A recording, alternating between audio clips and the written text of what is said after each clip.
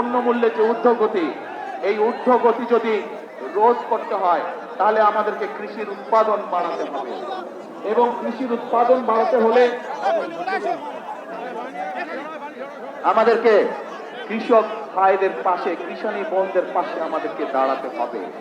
এবং সেই জন্যই আমরা বলেছি আপনাদের ভোটে ইনশাল্লাহ আগামী 12 তারিখে বিএনপি সরকার গঠনে সক্ষম হলে আমরা ধীরে ধীরে বাংলাদেশের সকল কৃষকের কাছে কৃষক কার্ড নামে একটি কার্ড পৌঁছে দিতে চাই, যে কার্ডের মাধ্যমে কৃষক এবং কৃষানী ভাই বোনেরা তারা ঋণ সুবিধা সহ বিভিন্ন সুবিধা তারা পাবে, যাতে করে আস্তে আস্তে তারা অর্থনৈতিকভাবে স্বাবলম্বী হয়ে উঠতে পারে।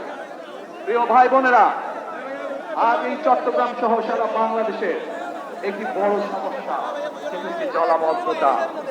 এই চট্টগ্রাম শহর, চট্টগ্রাম জেলার বিভিন্ন উপজেলা সহ সারা বাংলাদেশে খাল, বিল, নদী নালাগুলো বন্ধ হয়ে গিয়েছে।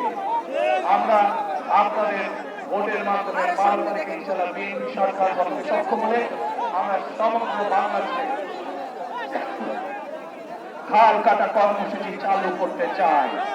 আপনারা কি খাল কাটবেন আমাদের সাথে? খাল কাটবেন? আসলেন তো দেখে কারা কারা? ইনশাআল্লাহ আমরা সকলে দোয়াতে কোদাল দিয়ে খাল খনন শুরু করব, খাল খনন কর্মসূচি, যাতে করে এই দেশ থেকে জলাবদ্ধতা, বন্যার সমস্যা সবকিছু আমরা দূর করতে পারি।